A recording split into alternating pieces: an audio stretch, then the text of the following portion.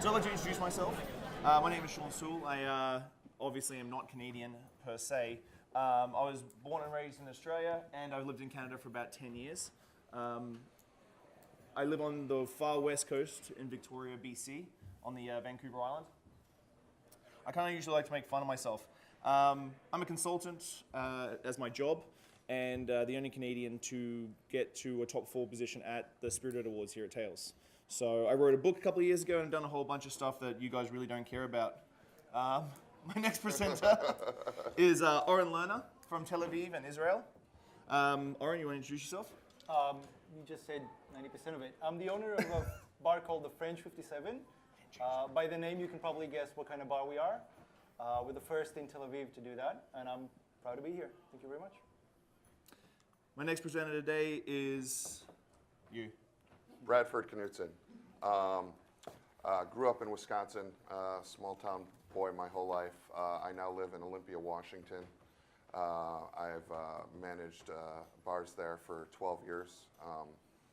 Most recently worked in a classic cocktail bar called Dillinger's, and am now opening up a new bar in an outlying community. It's a steakhouse bar focusing on classic martinis, Manhattans, and Spanish-style gin and tonics. Okay, and our third panelist, who unfortunately can't be here, he passed away in early March, is Brendan and Tay. Who's from Canada here? Geez, that's not very many people from Canada. Thanks for the support, Canada. Brendo passed away in May, but I kept him on the panel. He's even got his own name card and everything. So we've got a shot of Fernet. I know it's 10 a.m. in the morning, but everything's going to be better now. So big cheers to Brendo. Thank you very much, buddy. Brendo. Cheers.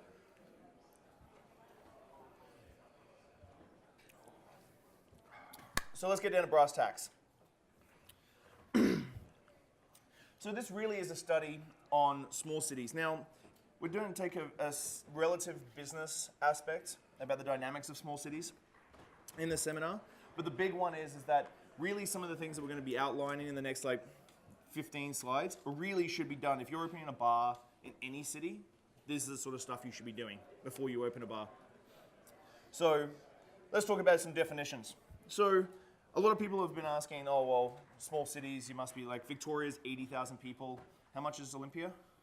Oh, It's like 100 and something. Yeah, it's 150,000, but that includes some outlying communities. So. And then Tel Aviv is what? 400,000. 400,000. Now people are like, well, that's a big city. But our classification is small city by population or small city by infancy of its culture. So a culture that's approximately 5 years old with multiple venues. So we're going to be talking about a couple of cities that the cocktail culture in those cities are very, very fledgling. They're just starting out. There's only a few venues doing it. We've been doing it for 10 years in Victoria, and we've still only got probably 3 or 4 cocktail bars that are specifically for cocktail bars. So this is the boring, graphy stuff that we're going to get through so that we can get to the cool stuff. There's going to be a lot of graphs, a lot of graphs. So if you look at this, we're looking at city core burst population, which is a big one because Victoria is very spread out. Victoria is very, very spread out. We got 325,000 people in an area that takes you 45 minutes to drive to the outskirts of the CRD. So public transport comes in. So how dense is your city core compared to the rest of your city population? So this brings up a whole bunch of things, such as your metro area versus population. So you look at density.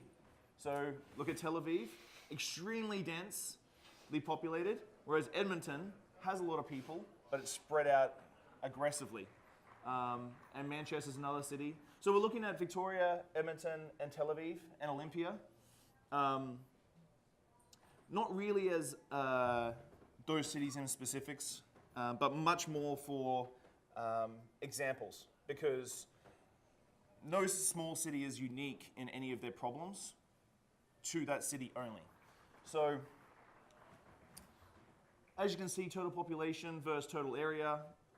Look at Olympia, sorry. I should have made that bigger somehow. True small town. So, if you look at Victoria, it's very spread out. And your average and perception of density is very interesting. The gents of, well, let's go actually to Oron. Oron, Tel Aviv is extremely dense? Tel Aviv is very dense. It's 400,000 citizens in Tel Aviv alone.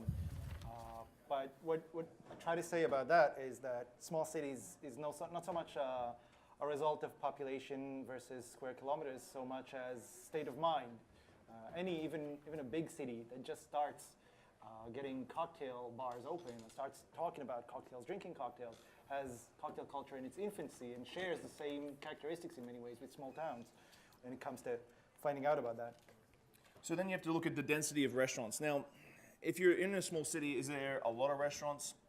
How are you going to dilute the brand? In Victoria, a rep said to me that I've been behind 2 out of the 3 cocktail bars, and every time a new cocktail bar opens up and I'm maybe spearheading it, it sort of cuts the pie again.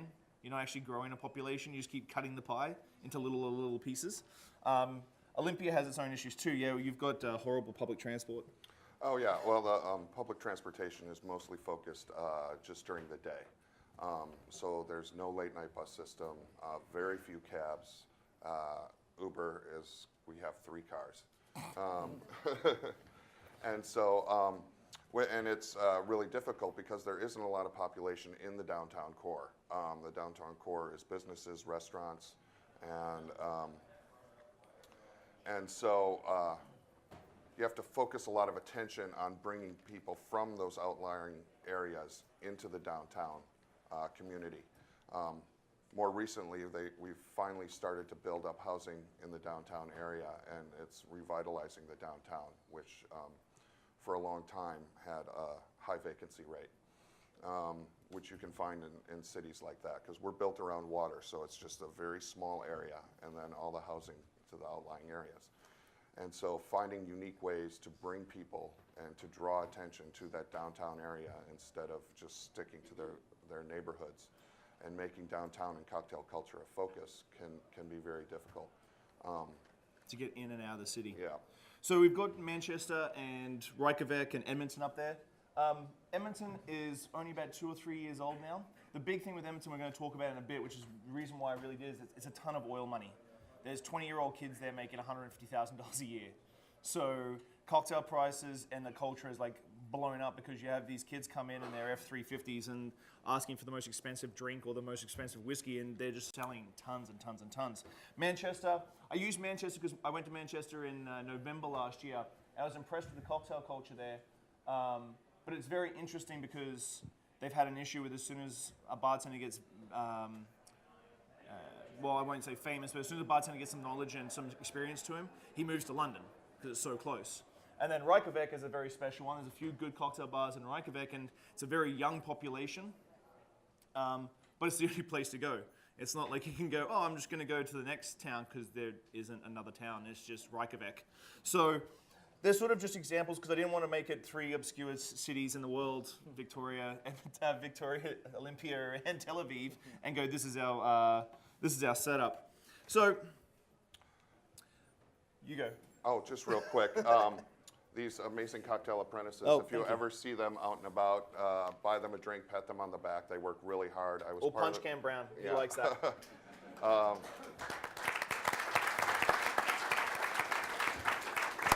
I had the honor of being a cocktail apprentice for 2 years. I know how hard they work, and they do amazing things to make this happen. Right now, they're passing out a geranium gin and tonic using Q-tonic and the geranium gin, which I represent.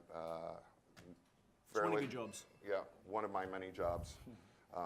The other part of being in a small town is, 3 jobs and a single father, and still struggling to make it down here for Tails.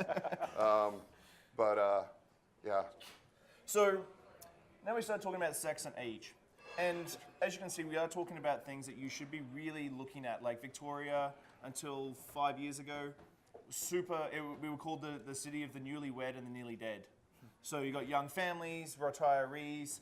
The weather's ridiculously good there, which is why most of the homeless population from Vancouver and Calgary moved to our city. The weather's always really nice. But the big issue that I find with most cities, especially smaller ones, is that your averages don't normally work out the way that you would think. Like if you're walking around your city and you're seeing younger people and you're seeing industries like tech and that sort of thing moving in, you find that it starts changing, but it's still such a small slice of the population because the older population are the ones that make the rules. Like, they don't let the kids, the 22-year-old tech startups, make the rules. It's the 55-year-olds who are on the board at the council making the rules about late night and public transport and taxis and Uber and that sort of thing. So you may have a really good population, but unless your city can move around late at night, you have to really look at that. I know that Tel Aviv has got really young really quick last little while. Yeah. A couple of unique things about Tel Aviv. We'll see with the sex and age, it's not very unique, it's not very different, but what I was saying is that we should perhaps examine the populations who do go to cocktail bars or are prone to go to your cocktail bar and start developing that culture. So a couple of things that are very unique to Tel Aviv and Israel in general. We're a small country, not only a small city, so you only get big brands, nothing boutique, nothing small batch. Somebody said mezcals, no way, Amaros, what is that? Religion, 70% of Israelis will keep kosher, and that's one of the strictest regulations for food and drinks. However, 85% of the population in Tel Aviv are not only not keeping kosher, they're anti-religious and will, not by chance, but by decision, choose to eat things that aren't kosher. So you kind of have conflicting issues when it comes to religion. Israel's a huge consumer of vodkas. Every vodka brand is surprised by how much vodka we consume, and I can't explain it myself. Pays the bills. What? Vodka pays the bills. Yeah. We don't sleep. Tel Aviv has public transportation 24/7.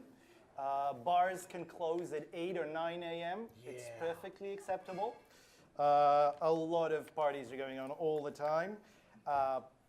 The number one safety issue in Tel Aviv is DUIs. We get about one fatal car accident a day in the country. You're not allowed to drink and drive. You will be stopped. There is police. If they catch you, they'll take away your license. But Israelis culturally have a very loose interpretations for regulations and laws. So people will drink and drive in spite of all that. So we don't care. We drive. We want to drink, we'll get there. It's like America. Apparently this morning I was told that Vegemite's illegal here. Vegemite's illegal because apparently an ingredient. That's incredible. I'm like, huh? Vegemite's not allowed to be here? Oh, do you? And then something like Barocca. Barocca wasn't allowed either. Does anybody know what Barocca is? It's B12 like effervescence. Apparently the FDA says no to that. Apparently it's bad for you guys, but I can go to Walgreens and pick up a gun. So I can't go to Walgreens and pick up Barocca, but I can pick up a gun at Walgreens. Got to watch that Barocca, I tell you.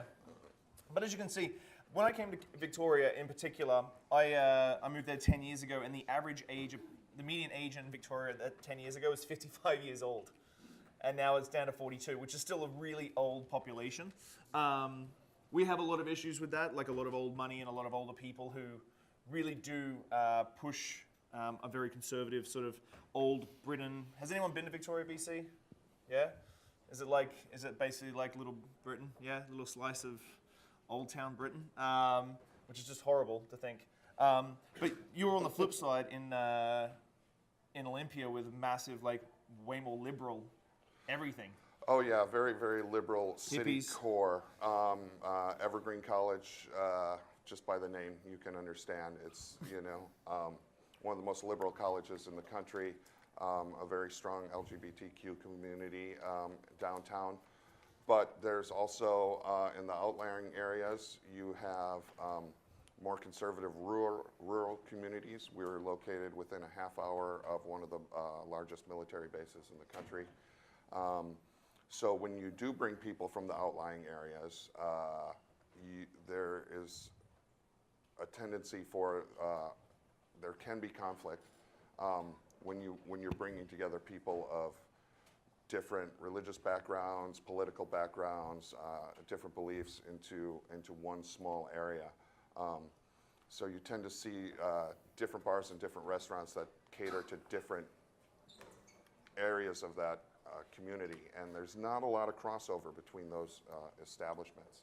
So really finding your niche and trying to draw people from different walks of life into a cocktail establishment can be difficult.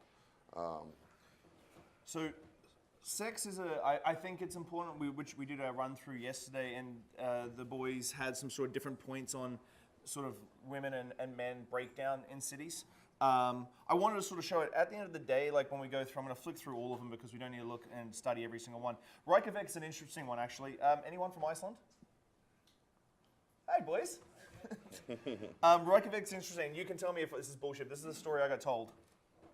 That the population in Reykjavik, you have an app, and you type in a girl's name or a boy's name to make sure you're not related. See, they're nodding their heads. They're saying this is true. Because it's such a small island and people don't usually get off. Wrong terminology. There's an app for that now. But I was in Reykjavik last year and I had an amazing, amazing time. The city is so ridiculously vibrant for such a small city. It's a much younger population, even though that graph doesn't really show. It's a huge young population. And all the bars stay open like 5 o'clock in the morning, yeah? It's just really super, super vibrant. They have Iceland Airwaves there every November, and I had an absolute blast there, which is why I want to show it. Cocktail culture in Reykjavik started about 4 or 5 years ago, from what I can tell. And there's a couple of really good cocktail bars and world classes there now, and all the big competitions you get in Europe are actually making their way to Iceland. Edmonton, funnily enough, a smaller female population. Again, oil money, lots of guys on the oil rigs. Olympia, a lot more females. You actually got more females than anyone else on this graph. Yeah, but a strong lesbian population there. That's why. So that graph means absolutely nothing. So we were chatting about, I think the regular, normal thinking behind dynamics of a bar, that the more female you have in a bar, or you always have to have it balanced. Like, it has to be balanced so that there's something that draws it. And I always find that in the bars I run, but I think both of you disagreed with me. What's that? Oh. About having like a good split of men and women in a bar. Well, it depends on the type of establishment that you're running. You know, are you a pickup joint? The cocktail bars that I've worked at, a wine bar that started to focus on classic cocktails originally, and then just a strict classic 1930s and earlier cocktail bar. It was more of a date place. It wasn't a place where single people came in looking to hook up. So it was plenty of dive bars and you know, more economic bars to go to for the hookup. But then, you know, then they would come to a nice cocktail bar or a nice restaurant to get a good drink and have a nice date with someone. So you kind of have to look at the dynamics of your population and what they're looking for in a cocktail establishment. Whereas, you know, it was completely different for you. I'm trying to show a cultural difference here, without scaring off any of you to come to visit Tel Aviv. But we're originally very gender tradition oriented, like very male chauvinistic society in its drinking habits. So when it comes to cocktail bars, because cocktail bars are much more restaurant oriented, people will sit and they'll discuss the ingredients or the appearance of the drink and the glassware. It's a much more high level detailed experience, and we're all very experienced consumerism oriented. So you get a lot more females, a lot more women come into cocktail bars. And you'd think that if you have 70 or 80% women in your bar, it'll attract the men. But a lot of guys in Tel Aviv feel intimidated by asking a cocktail. Like I've had one example I actually wrote here. We had a small TV show at the bar, and the guy turns to the girl, and they're reviewing the bar. The guy turns to the girl and says, "I think there's no manly way to ask for a cocktail." And she replies, "Ooga booga beer." What's Ooga Booga beer? He said, just make Ooga booga beer. It's like, I really wish you brought that up yesterday, because I probably would have told you not to say that. oh, sorry. I'm glad he did. So when you think about it, like, that's a basic breakdown. Now, I don't want to get too much into this because it's really just the crutch of business in small cities. It's when you're working in a small city, and we'll get into this in a moment, you really need to look at every single detail that it needs to create a cocktail bar that's going to be sustainable. So if the average population of all the cities we looked at this morning is 1.5 million, that's 16,000 extra females in that market. So I think it's important because I don't like walking into a bar when it's all dudes. Like, I don't want to go have a cocktail bar when it's just all dudes. Not that I'm married and I have a kid and stuff, but I like that balance. I find the balance with my staff. I find the balance in a room. It gives a different vibe, and that's what you're looking for, ambience and vibe. So, but moving on to the fun part. So this is Bob. So we're gonna see a lot of Bob in this seminar. He just found a cocktail shaker.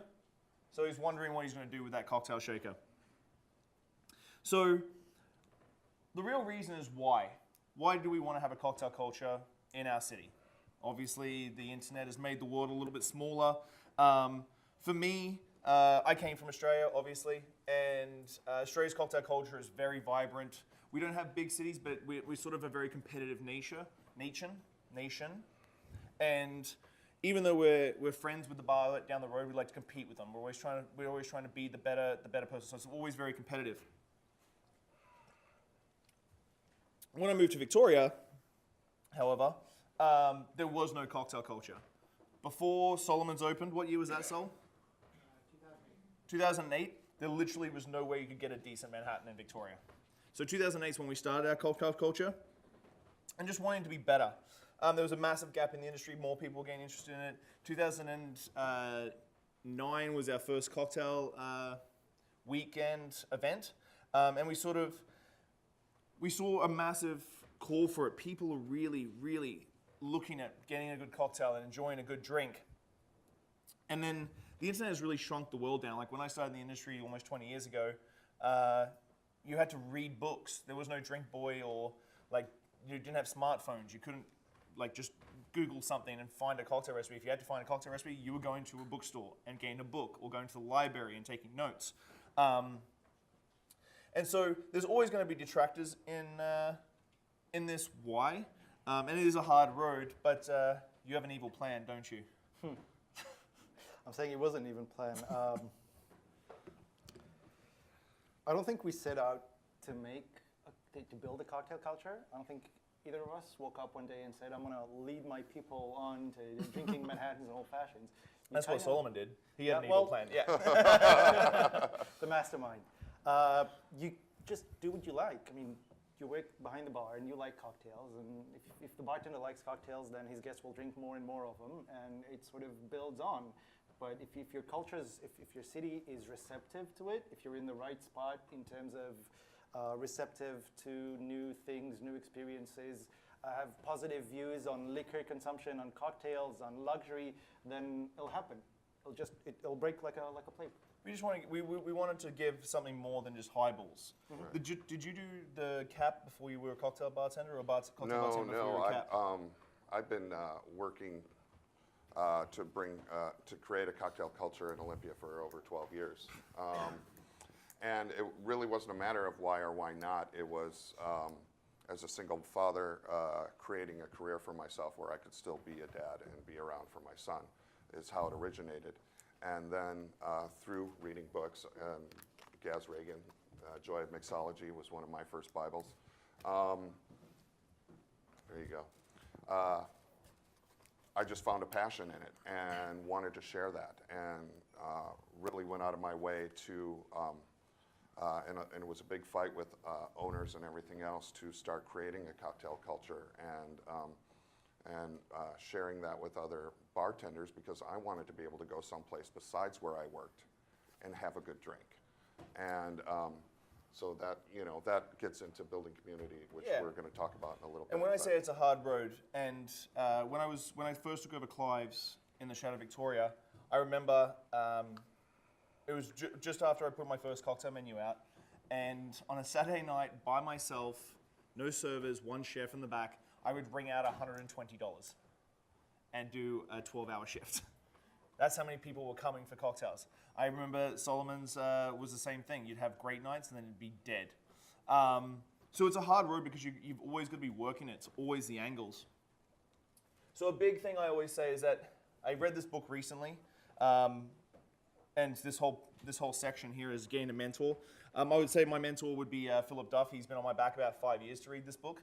Please read it, or get the audio book, so when you're walking and stuff, you can listen to it. It'll change the way you talk to your managers, to your owners, to your clients, to anyone. I always say get a mentor internationally or locally, and locally, I mean. So if I have something, a business proposition or something like that I need to talk to someone about, I've got Philip Duff that I can call and have a chat to. And then locally, I've got Solomon. Sorry, that's Solomon Siegel over there, everybody. He basically started the cocktail culture in Victoria. So Sol's my mentor in town. So if I find something or do something, funnily enough, he has a spreadsheet on his computer now called Shawn's New Venture spreadsheet. And so whenever I find a place that I think would be good for a cocktail bar, he's like, how many seats, how much is the rent? And is that triple nets included? And he types it into his spreadsheet. He's like, you need to do 150 people at $20 a head, 7 days a week to break even.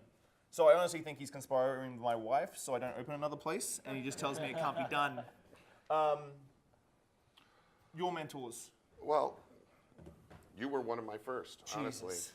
And through that first Art of the Cocktail in 2009, and where I also met Charlotte Voisey and Philip Duff. And, it's not always easy to find a mentor within your community, which the beauty of events like this and like that, don't be afraid to go introduce yourself to those people whose books you've read and whose seminars you've gone to, and they want to help you out. They want to be a part of helping to create these communities for you, which is, why we're here. And so please don't be afraid and go up and talk to them and ask them questions. They want to share that information with you, and the reason we're all here is to help create better drinking communities for all of us. And on the flip side of that, Oron, unfortunately, you really don't have anyone local that you can lean upon. No, Tel Aviv is entirely in its infancy, but I'm lucky enough to know a couple of international figures. One such memory that comes by is when we started aging cocktails in barrels, and we just contacted Shawn Soole.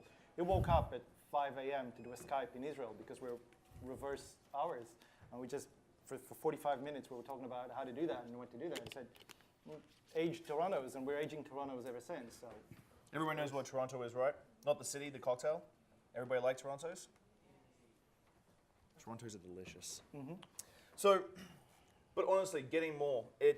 We'll be talking about it more and more because the big thing with getting the ball rolling and getting your cocktail culture started is like you can be a super creative bartender and have all these wonderful ideas and bring them to your manager or bring them to your owner. And you need to be realistic because what do you want to do and achieve as the bartender to do your cocktails? You want it to give that heightened level of experience and to make people enjoy coming to your bar for cocktails. What does the owner want? Money. What does the manager want? Money. So how do you align your goals with the owner's and manager's goals? And this is the big thing that sometimes bartenders, I feel, miss because doing costing sheets is the boring shit. Costing sheets and inventory and money and figures and all that stuff is the really boring stuff. That's why managers and owners do it. We're the creative people. We do all the cool stuff and light shit on fire. But you've got to figure out, because how many times have you gone to your manager with a new menu and gone, I think we should do this, and he's like, no freaking way. Because regular mentality is that cocktails are expensive, they're hard to make, they're labor intensive, so on and so forth. So you need to try and break down those walls to make your owners and managers want to put them on.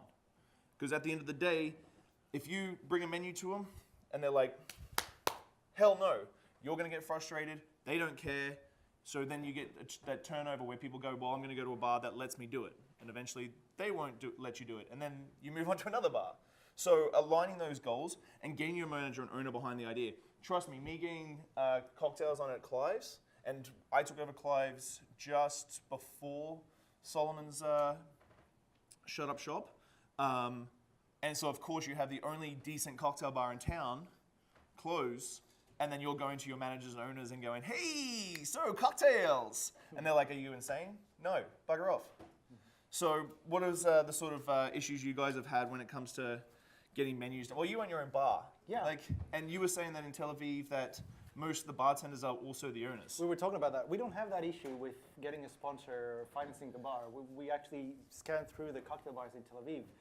And for the most part, they're owned by the bartenders working behind the bar or who used to work behind the bar. So you don't have to convince anybody. on the upside. You just guys do just cool shit. Pretty much, but on the downside, none of us really know business until you open a bar. So the opening is very difficult, and for the most part, you're probably losing money at first until you learn how to price it. 3 years ago, there was one cocktail bar in Tel Aviv. 4 years ago, there were none. And 4 years ago, if I'd had a conversation with the bar owner to bring in like a cocktail menu from the outside, I'd get explained that cocktails are a relic of the past. They only work in weddings and bar mitzvahs. They're not relevant to the bars anymore. I want to go to a bar mitzvah where they're making cocktails. They do, but the stories are hideous. Don't get me started. But what I did to get it rolling in Tel Aviv was actually do cocktail pop-ups. Mm-hmm. Like take a bar for one day and serve a special menu that, in which case I had total freedom to serve whatever I believed in, whatever I wanted. It could be classics, it could be high quality cocktails, high quality ingredients. And that's sort of got the ball rolling until we had the opportunity to open a cocktail only bar, where we had to have no beer, no wine, no soft drinks, nothing, just cocktails, because otherwise the guest will automatically go to their comfort zone and ask for something that isn't a cocktail. The beauty is that the pop-ups put me in a position where I had a lot of experience and a lot of knowledge how to work a busy night in a cocktail bar. Mm-hmm. So when the bar opened, I was at the right spot to help it turn to the right path, and we immediately made it the best bar in and the how many? city. There's 20 bars now. 20 cocktail bars in Tel Aviv now. Today there's about 20 cocktail bars. Yeah, wow. That's what I said. Plague. So when I say do a menu, it goes back. Now, doing a menu is not scribbling down notes and that sort of thing and giving it to your manager. Doing a menu is taking the time to do almost like a presentation, because you're presenting your proposal to him. So that's menu layout, recipes, prep recipes, costing sheets. Everyone knows how to do costing sheets, right? If you don't, please learn, because it saves me when I'm consulting to have to come into a restaurant that's been open 6 months and then realize they don't have costing sheets. And bring it all to your manager, because if you're showing that you can make what your budgeted cost is on all the cocktails, then they're more likely to say yes. If you bring a handwritten piece of paper to your manager, unless it's Oron, he's going to throw it away. So really the next one is building on the classics.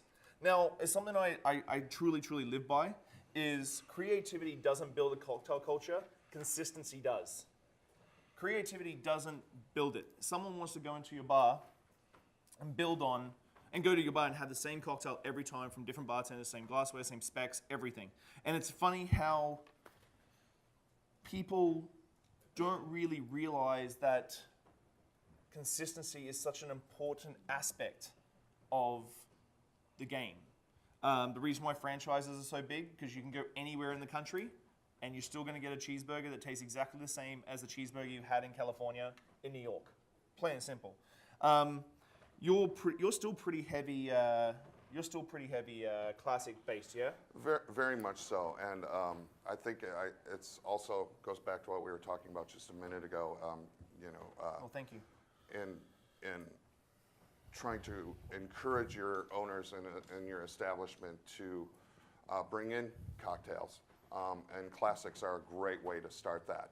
And whether or not they're going to allow you to give them a menu and change a menu, or work more organically like I've had to do just by sneaking in drink specials and becoming that bartender where people know they could come to you for an old fashioned or a Manhattan. And once that was established within that the other bartenders within that establishment were going to make that same drink the same way every time. And the classics are a great way to bring cocktails into the culture. Because the work and the creativity has already been done, the balance has been created. If you're doing classics and doing it right and doing it consistently, you are able to show the owners of your establishment that this is something that works, and people come back because they are getting that good drink the same way every time. So this is the first menu I did at Clive's. Can everybody see that in the back okay? Oh, Shawn, real quick. Oh, yes, sorry. Yes, please. And one of the very first classics I put on a menu was a Martinez, which, you talk to David Wondrich in the history of the martini, but there are many who think that this is kind of one of the original martinis with gin and sweet vermouth and bitters. We're doing it with the Old English, which is a 1783 recipe, original English recipe that the English stole from the Dutch that was found in an old safe in a distillery in London. It's made on the oldest pot still in London, England. Slightly sweetened like they did in the late 1700s. Great classic to start out with, and very easy to make and very easy to do consistently with a number of bartenders, so enjoy. So can everybody see that relatively okay? It's not really a great picture, unfortunately. But as you can see, this is my first menu that I did at Clive's, and it's definitely, as you can see, very, very, very classic heavy. Because before that, it was extremely hard to get cocktails that people even knew about. But this is a big one, pricing. For me, I went to Halifax about 5 years ago, and Halifax is another small city just starting out. Went there and I was paying $14 for an old fashioned in one of the only cocktail bars in Halifax, and this was 6 years ago, I think. And so you're paying $14 as Vancouver prices in a city that has the same amount of people as Victoria. And I think around that time, we were probably sitting at like $10 to $12 in Victoria was the average cocktail price. And I was blown away because, like Oron was saying about everybody goes back to their comfort zone, the lowest common denominator, you have cocktails are always seen as expensive because of the labor, ingredients, that sort of thing. Always seen as expensive. So people stay away from them. You've almost got to introduce them and take a hit when it starts coming to creating something like that. And I'm going to flick forward. As you can see, that's the prices on the second menu I did at Clive's. $8 and $9. Wish I could get cocktails for $89 these days. But not competing with big city cocktails. Your pricing's still quite aggressive in Oregon, Olympia. It is, but we've found a good balance. Happy hours can be a great way to introduce a community to cocktails and get your establishment on board. And I found that if you have a really well-priced happy hour, once people are in the door and drinking, and then you go to your regular pricing, which can be $10, $12, $14, people are happy to pay it because they came in and got that good deal, had a good time, enjoyed it, and decided it was worth it to stay. And so that's a really good way to incorporate both types of pricing. And we've only just been allowed to do happy hours now in BC, like Right. last year. We weren't allowed to have happy hours before that. And then you were saying your bar does 50% of its total sales? In Tel Aviv, in general, the happy hour is as much as 50% of your income. It's a major part of how you're working. When we've started with our menus, we were very classic heavy, but it's not because that was where we were aiming so much as the first menus were 12 cocktails, just starting. We were just finding out what we want to have on the menu. And the guest would sit down and he would have, in 2 or 3 sessions, he'd finish up through the entire menu and he'd say, all right, I want to have something more. Excite me. At the beginning, it meant that the bartender had to learn a lot of classics and serve a lot of classics because that's the easiest way to serve something that's balanced without making a lot of experiments before that. But nowadays, it gets to the point where even the classics are already being done through and the bars are focusing on their modern creations and kind of losing that focus on classics. But when it comes to pricing, I think what's really important to discuss in terms of culture is actually its value for money. Like are the bartenders starting to examine the quality of ingredients going into the cocktail? Are the techniques behind making the cocktail being examined, being tested, being compared? If you make a $14 Sazerac with a poor rye or a $14 Sazerac with a good rye, that's really where the difference is culturally. How old is this menu that we've got up on the slide now? This one came out a year ago. Okay, so it's not too old. And what's the sort of exchange rate right now for that pricing? Well, nowadays these cocktails will cost you about anything between $12 and $14. When I started with the pop-ups, we had a fixed price for $7 a drink, no matter what's in it, which doesn't make a lot of profit. It's just about enough to buy a burger on the way home.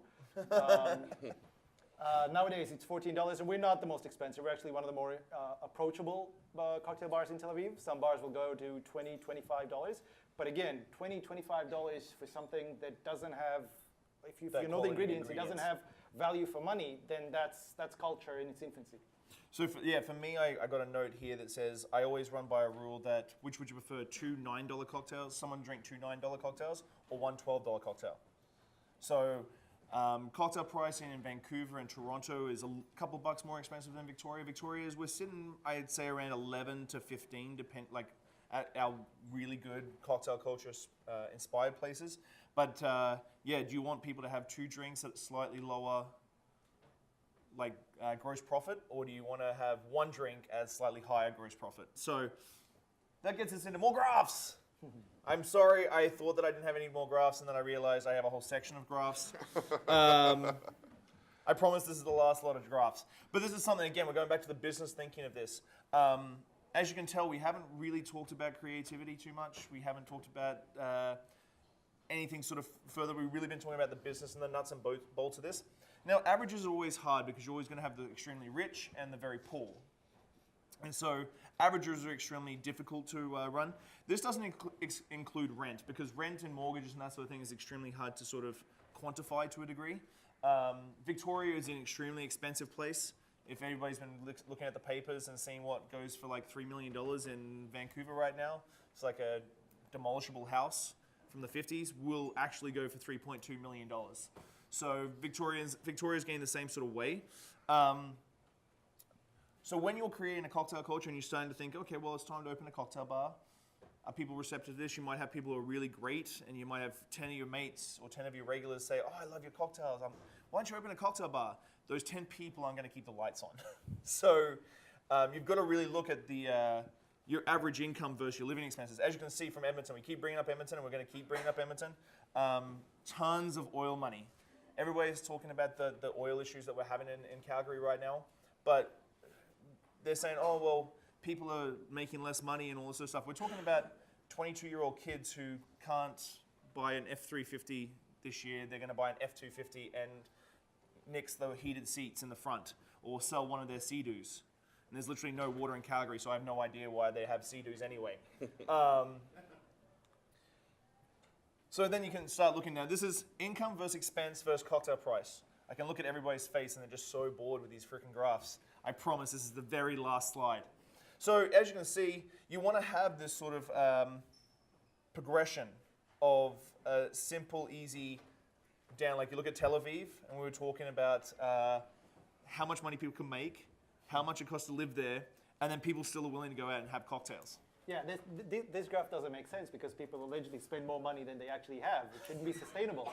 At one point, they'll just run out of money and stop buying it. But because the cocktail is so much experience-oriented, it's not a bought product. It's not IKEA culture where you take it home. You just experience it at the place, and the more emotional the experience is, the more money you're willing to spend on it. And Tel Aviv is a very experienced consumerism, very luxury market. Then that's exactly what you get. You get it's called the cocktail trend, and that's that. Well, and it's touching on experience. I think it's really important. It's not just about creating a nice drink. It's about creating experience. And at the core of hospitality, you're going to get people talking about your establishment if you're creating more than just a cocktail, that you're bringing them in and creating an experience around it and talking about it. And again, I go back to classics a lot, but you can talk about the history and talk about how these drinks came about and who created them and where it came from. Or doing friends menus was another way that I was able to incorporate and talk about things by putting a drink from Shawn on a menu in Olympia, Washington. Or, we did Homage Cocktail Fridays at Clive's. Yeah, and it's a great way to get people excited and talking versus so it's more about the experience than the drink itself. And it's not about you showing off, it's about you creating an experience for them. So yeah, like when we start talking about like cocktail price, we have to talk about the ramifications of having expensive drinks as well. Because do you want people to come to your bar 2 times a week? Like maybe a drink after work and then a Friday night session? Or do you want people to come once a month because it's a special occasion? Like how many people have seen in their respective cities really old school, fine dining, white tablecloth sort of restaurants starting to slowly wane and disappear because it's that special occasion place, you know? But now the demographic that has the money and has disposable income, we're having kids a lot later in life. We're not buying houses, we're renting condos or living in micro homes, trailers.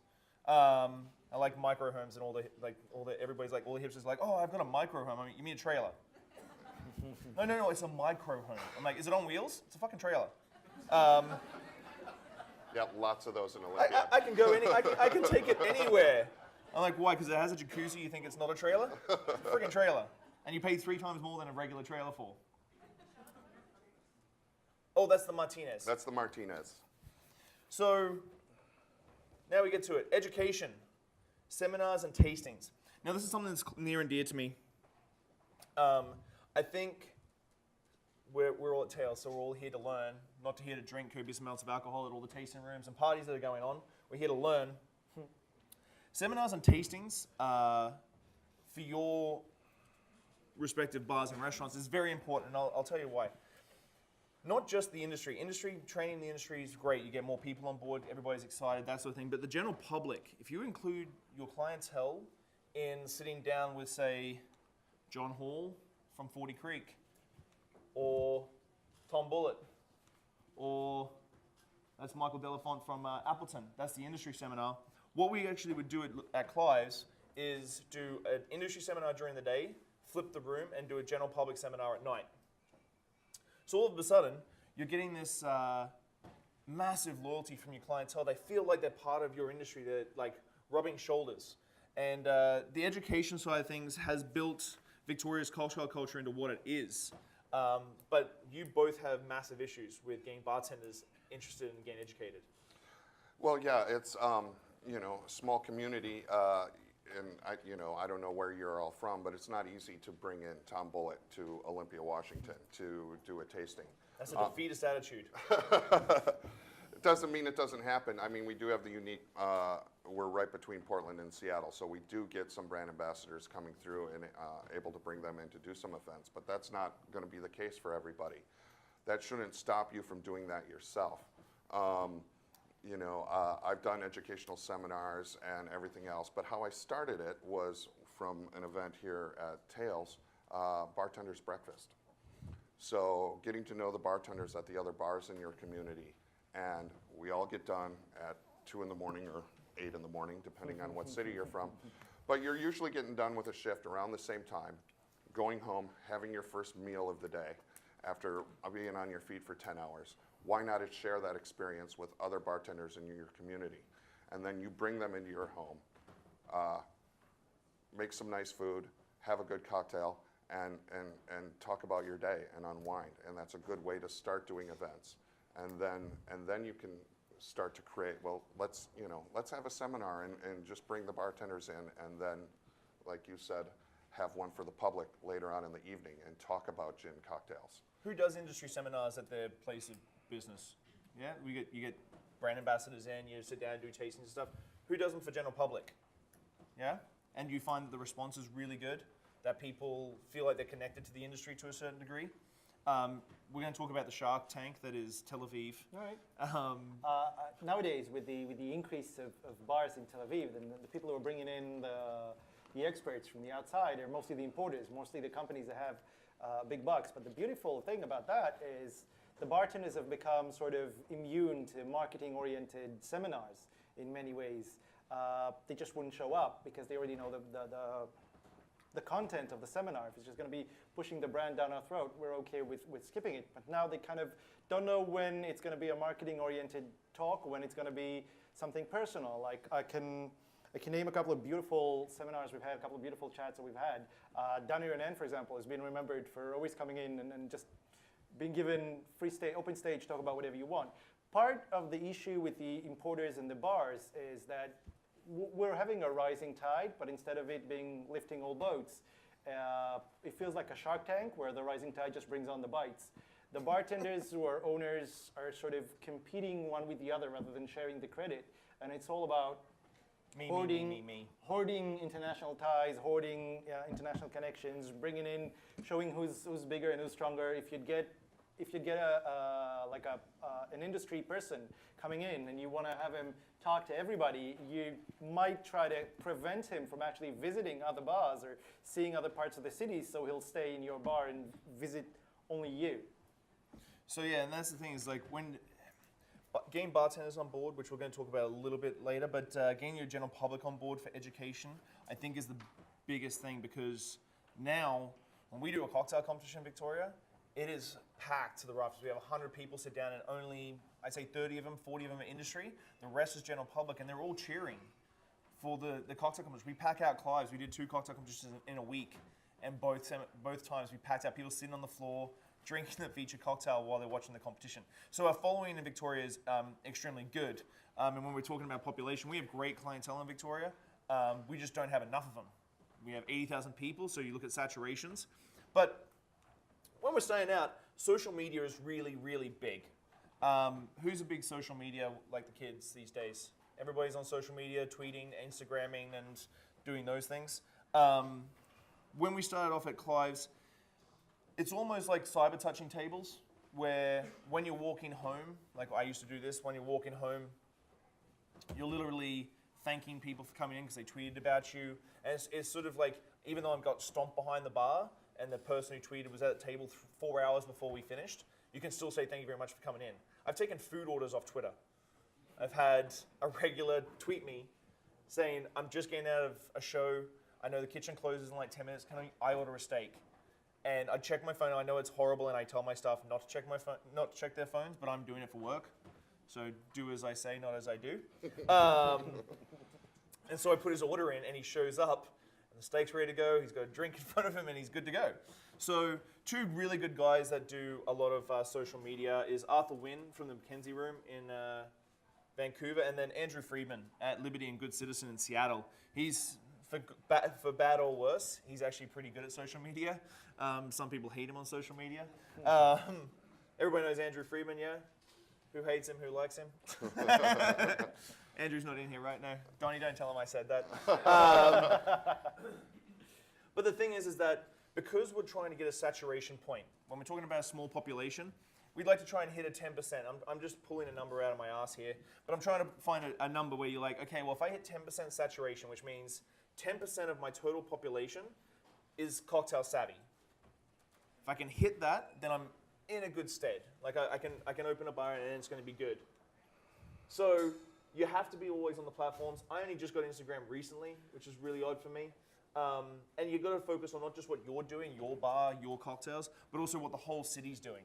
So retweeting what the rest of the city is doing is very important because it builds your team and your community. So what are the motivators for bartenders to do more? Money. Really, at the end of the day, for them to and I'm not talking about people who are already cocktail creative. Like, what if you walk into a bar, you've taken it over, the owner has hired you as the bar manager to get cocktails going, you've been hired as a consultant or something like that. How do you get the bartenders who have worked at that bar? I've done unionized hotel bars. If anyone consults on unionized hotel bars, you know what I'm talking about when it says to try and get people motivated when you're making $25, $28 an hour plus tips. It's not really any motivation to actually work harder because I've got a job that's 50 years old. And so that's how you do it. And again, going back to that book, Getting More. How do you align your goals? You want the bartenders to make better cocktails because that's what you're getting paid for. And what do they want? They want more money and less work. Your team and community, how many bartenders are making cocktails in Olympia the way you do? Very few, but it has increased, and a big part of that is moving beyond yourself to the people around you to make them want to create that experience as well. Putting aside your ego and bringing other bartenders in and helping them to get excited. I'm too good to have an ego. Well, no, it's not. It's not always easy, because it is a tip-oriented society, and and you are the show, and but you help yourself by helping your community and helping the other bartenders around you do better, because that's going to create more customers. And that comes into pressuring bartenders. Like, bartenders are normally very flaky. There's always some reason why you can't go to a seminar in the middle of the day, whether it be work, family, whatever. So chasing bartenders, like I drop mass text like seminar 1 o'clock today, come. Whereas in Tel Aviv, you were saying, Oron, that it's not really about money at all. It's just about being the status of a cocktail bartender. Because of the blooming state of the cocktail bars in Tel Aviv, it's like a status now. It's there's a mixologist fashion going around where they'd walk around even on their days off looking very well dressed up with all the little details and accessories done. Bartenders will give up high-paying jobs in order to work at bars that serve cocktails. Bartenders who are already very experienced will come in to be barbacks at cocktail bars in order to learn or to share some of that fame that cocktail bartenders are getting. So what motivates bartenders in Tel Aviv right now is the image of becoming a cocktail bartender, of leading it. They might not actually go through the entire hard work of learning all the recipes or actually doing everything. It might be just for show. We call it, there's a term in Tai Chi called 超字 to describe somebody who studies Tai Chi by the images rather than reads the book. And that's kind of how it feels in Tel Aviv right now. You get a lot of young bartenders who dress the part and will make the show, but essentially will give you something that just isn't balanced. So we're talking about finality in the beginning. Who, from everybody who said they were from a small city, who sees the cocktail culture progressing pretty well in their city? Pretty good? Everybody in the US? Everybody in the US, or we got other people from Europe and whatnot here? Yeah? So it's hard work. It's huge amounts of work. You have to work twice as hard to prove you're half as good. In Victoria, we've had a great cocktail culture for 10 years, and we still have to work twice as hard to prove we're half as good. I still have journalists come to Victoria, and they're like, oh, we sort of heard that it was good food, and red fish, blue fish, and all the touristy sort of places. And they're like, oh, but we can't get a good cocktail. I'm like, are you shitting me? Like, you can go there, see those 3 guys. Go there, see those 3 guys. Go there, see those 3 guys. But when you think you're done, you always have to work harder and longer. Unfortunately, there's no time. Like, I wish I could stop working as much as I do to keep pushing it, but it just keeps going and going. Now the ball's rolling. So this is Bob. Bob's got a job at a bar. Pouring whiskey. Shaved.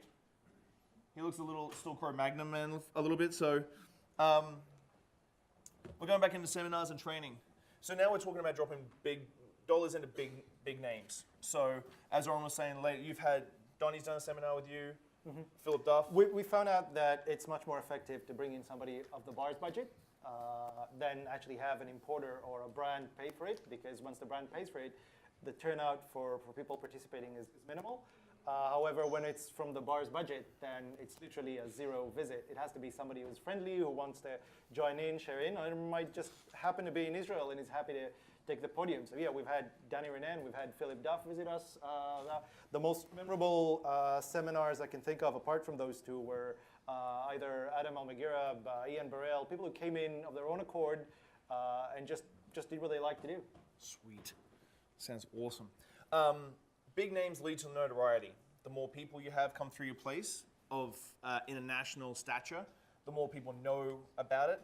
And you can drop serious money into advertising and marketing and PR, but you don't know what your ROI on that's going to be. How long it's going to take. You can put ads in every single paper, but are you busy because of the ads, or are you just busy because something happened? When you drop money into, say, these guys, you know that when you get a full room, it's because these guys have come. When they do a seminar and your general public show up and your industry show up, you know it's because these guys have come. You've got an automatic return on your investment. And the big thing is that how hard is it to get people to Olympia? It's really difficult. But again, in a unique situation, being between Portland and Seattle, paying attention to the events in those cities and trying to encourage those people to make a stop through on their way through between the big cities is one way to do it. It's a little bit of Facebook stalking. Yeah. So you're like, oh, hey, you're in Seattle. Can you pop down? I did that with Angus. Yeah. I shit you not. Angus was in Seattle. Diageo didn't even know about him coming up. And he's like, I'm in Seattle. I got like 4 days to kill. How about I come up and do some stuff with you? I'm like, you're not going to say no. Right. Like, no, you know what? I'm busy this week. Sorry. and he gave me 5 days notice to do a full seminar, general public and industry, and a pop-up. Wow. So, but the other thing you can do is I've also organized road trips to go to seminars in Portland or Seattle with Oh, that's cool. bartenders in your community. And then once you've done that and introduced your community to them in a bigger city, they're more likely to want to come and see you because they see the passion and the excitement that a young community can bring. So, you know, if you have the advantage of being close to a major city where some of these events are happening, take advantage of it. Get a bus, get a van. Yeah, you know, rent a van. Try and get the owner of your establishment to pay for, the rental van and take people up for a day trip. And now the big return I see on these sort of people, everybody's heard of the Spirited Awards, everybody's heard of World's Best 50 bars, that sort of thing. And you always hear every Spirited Awards is like, oh, it's only London, or it's only New York, or it's only San Francisco. The people, I'm on a couple of the panels, and the people that vote for these things actually physically have to have been to your bar, and it's getting more and more strict this year. 50 best bars were, last 18 months, no guest bartenders were working there that night you visited, so on and so forth. So, if you want to get notoriety, when it comes to this, that's free press. Like at the end of the day, that's free press. When we got top 4 international best hotel bar for Clive's, we got it back-to-back 2 years in a row.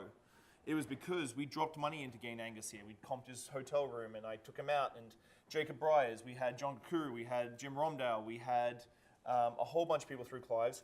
And then when I opened Little Jumbo, I think 5-6 months after we opened, I did a Dead Rabbit pop-up.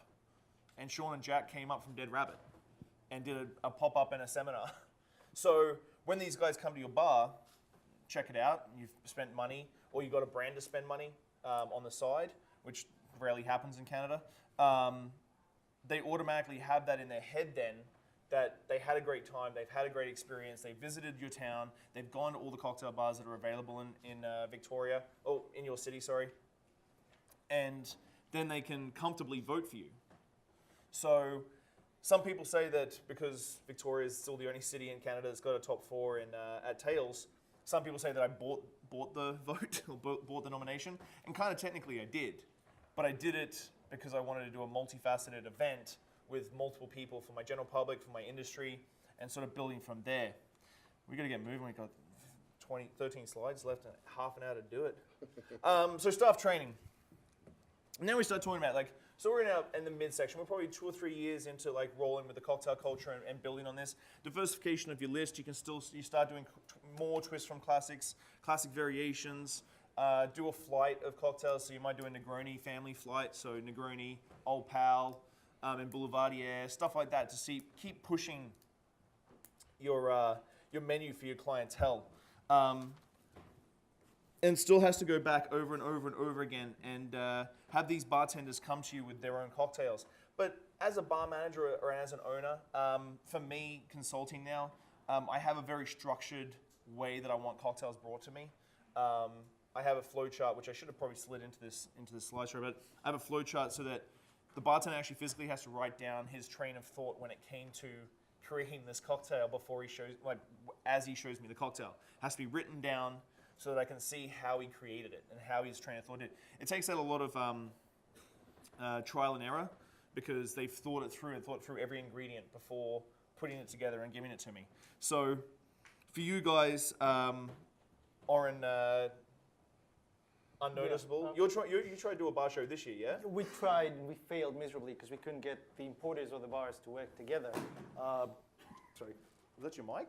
I think so. Still okay. The one thing that's very unnoticeable yet in Tel Aviv is international bar shows. For example, when it comes to Tales of the Cocktail, we've counted a total of 5 Israeli bartenders to ever attend, 2 of which are in this room. That's that. Never mind Tales of the Cocktail. New Orleans is about 30 hours flight. If we're talking about other shows like Bar Convent Berlin or Athens Bar Show, which are very big, very famous, they draw a lot of attention, you wouldn't find a single Israeli bartender there. The Israeli bar owners, the Israeli bartenders aren't at a stage where they go to international shows. They don't taste things, they don't try things. We're not there yet. What we are trying to do in terms of staff training, we've opened our own staff trainings to the general public and to other bartenders. We're trying to attract them. We have our own academy where we go through certain theoretical stuff or professional issues with our staff, and would spread it out to everybody. We try to be as active as we can in the international shows. I try myself to be in as many international shows as I can. I send my partners there. One of my partners is an apprentice this year. I'm very proud of her. We do an exchange program trying to attract international bartenders. We're bartenders. We're not talking seminar givers, just a bartender. Come in, work behind the bar for a couple of days, get paid for it. We'll sort you out with a flight and the hotel and whatever. We keep several different kinds of menus to try and attract different kinds of cocktail aficionados. So you have the fast menu. You've all seen one of those. We do a black menu that's got like something like a spicier or more complex, bitter kind of drinks that you wouldn't want to normally serve other people. We try to hit the staff training and the general training in as many points as we can. So this is a slide talking about community training. Come up with interesting ideas on how to get, like your one for the vans to Seattle or Portland, that sort of thing is awesome. But this is a picture of our bartender boot camp. So this is something that we started doing about 6 or 7 months ago. So once a month we all get together and we do a sponsored, like one of the reps will come in with one of their products. We'll taste through it, they'll talk about it. But then we draw names out of a hat and 3 bartenders will compete in a black box competition using that product. And then 2 bartenders will get put to the side and they'll get trained on how to judge. So cocktail competitions are quite big in BC, and one of our the older bartenders, Simon, in Victoria, he's the guy who created the judging sheet that the Canadian Professional Bartenders Association uses for all cocktail competitions. And so what we're doing is we're actually training the bartenders on what judges should be looking for when they're judging, even though they may not be, maybe 5 or 6 years away from judging a cocktail competition themselves. So 3 bartenders do a black box, 2 bartenders judge. We have a whole lot of fun and enjoy it, and it's a way that more bartenders that aren't working in the cocktail bars that we already exist are sort of sliding into these bartender boot camps to see what is going on. And then our cocktail competitions have taken things to a level that is insane. The last one was Negroni Week, the last one. Negroni Week was the last one. And we had a guy dress up as Cupid and give love notes to everybody. We had a guy do a 2.5-minute guitar solo because his cocktail was rock themed. And then we had one guy, there was a photo earlier of one of the bartenders called Brian. He's been winning all the cocktail competitions lately, like all of them in Vancouver, Victoria, everywhere. And we had one of the youngsters, well, he's not young anymore, but one of the youngsters got up and roasted him for 8 minutes while he was making his cocktail. And like just everybody was cacking themselves laughing. But more training, more sharing, getting more bartenders involved, because this brings it to small cities, pros and cons when it comes to business.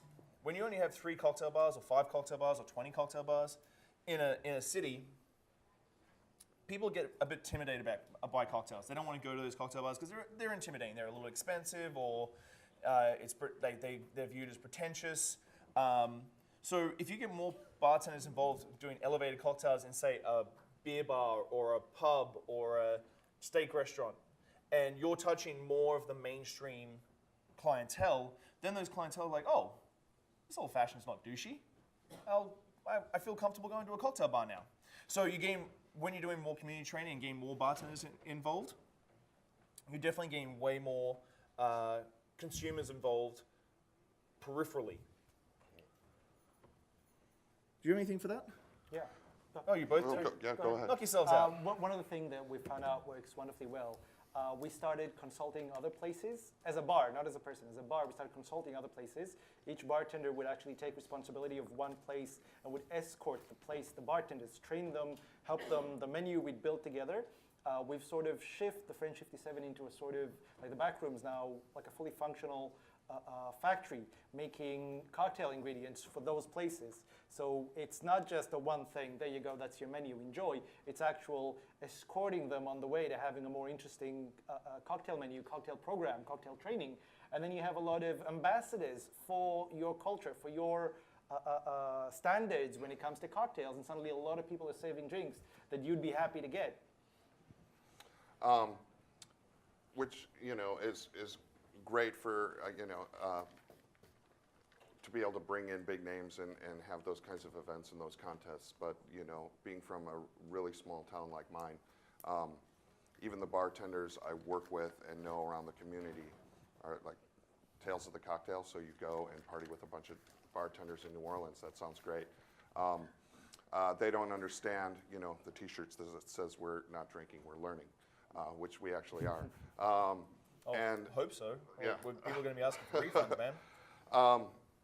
But the point is, you know, most of the people in my community don't know what this event is, don't know what I'm doing here. But creating that community, you know, a smaller version of this within your own community as possible. They don't know who Angus Winchester is. If I brought him into Olympia, I wouldn't necessarily get a big crowd because they don't know that. But creating those small events, small contests, bar trainings, community trainings, doing things like that, educating your community on your own is going to help your community as a whole and build up to a place where they're like, oh, yeah, let's go see Angus talk if he comes through on his way between Portland and Seattle. Or, you know, or will want to go to that event in a big city with you and check out a bar training. But it's about creating that community yourself, and it's a lot of hard work, and it takes a lot of time and patience, but it's worth it. So now we get to the finality of everything. Small city pros and cons. The pros always knowing guests by name, having a good family community. It's very much easier to build long-term loyalty when a bartender does a pop-up or something like that, which we've done a couple of times. People come because they're loyal to a certain person and a certain brand that works. You can't stop doing what you're doing, unfortunately. You've always got to be like touching tables, kissing babies. But what are your pros for, is Olympia, the pro for Olympia is that you've got a small enough community? Right, well, yeah, and people get to know who you are and want to come see you and want to come get drinks from you because they know that you and your establishment are the place to go. But the disadvantage of that is something I experienced more recently, switching to a new establishment. There's a sense of betrayal.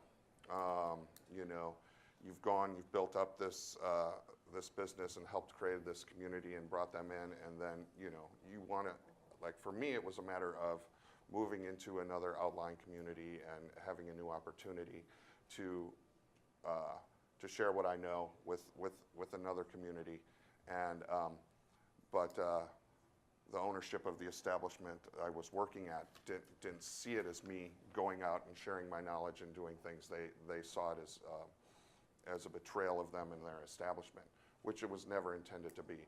So, but by helping to create other bartenders within your establishment that can do the things that you can do, you won't get as much of that, and you can move on and do things. And that brings us to the cons, because I know Oron has a few cons as well. Lack of media is a big one.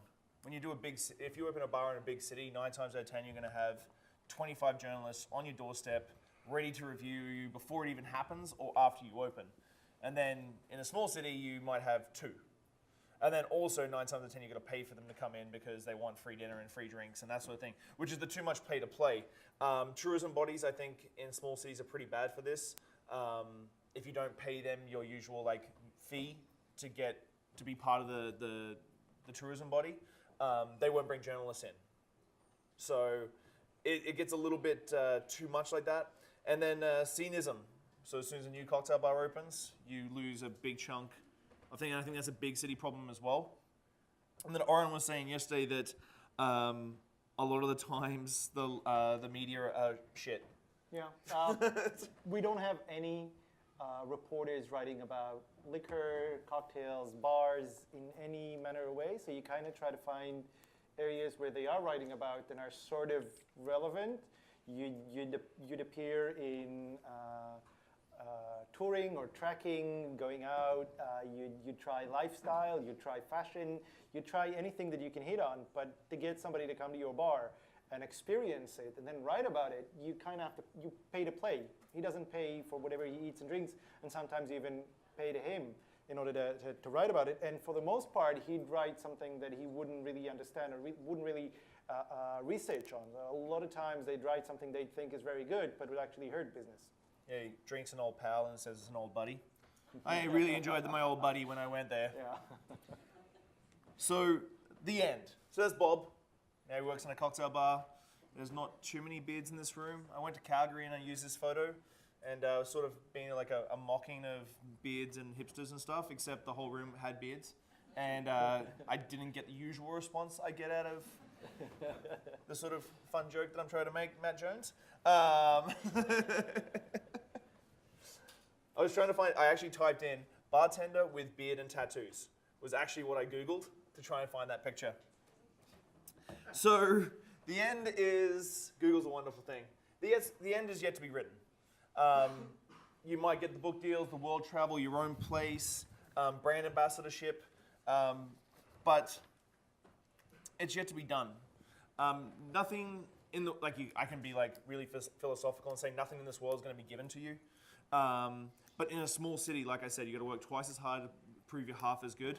I was lucky enough, I got an article written about me, and a publisher that was local Facebooked me and asked me if I'd wanted to come in for a meeting for my book deal. As I said, working hard doesn't stop. Be your biggest competitor, your critic, your motivator. No one else will be. When you start out, and I'm going to come back to Victoria with Solomon's. Solomon's was way ahead of its time. For him to have a $10 cocktail on the menu, people were pissed.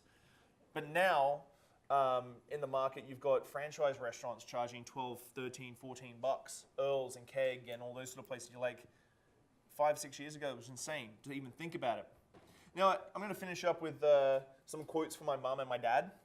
So, my dad always said, whatever you do, be the very best at it. And my mum always used to say, regardless of how good you are, there's always someone out there that's going to be better than you. So, it's probably why I have a tick and have lots of therapy. Just compete against myself all the time. So I am going to put this up on SlideShare. I do apologize I haven't done that already. I have been a little busy getting drunk. But it will be up on SlideShare. My email address is there. Please take it down. If you have any questions, I will not feel like you're stalking me if you email them to me. All the tags, please use the hashtag Small City Cocktails. I highly doubt that will trend past Pokemon Go, but here's hoping. And then again, if you want to tweet or Facebook us, Instagram, knock yourself out. And oh, I did that. It's not French 75. At the very bottom, it's French 57. I do apologize. I'm going to do a shameless plug. Buy my book, Keep Me in the Lifestyle I've Become Accustomed to. I get 25 cents a copy. Yep. And then thank you. Thank you to our sponsors, Dream, Jim, and Fern at Bronca. Thank you to the Caps. Huge thanks to the Caps, actually. Caps.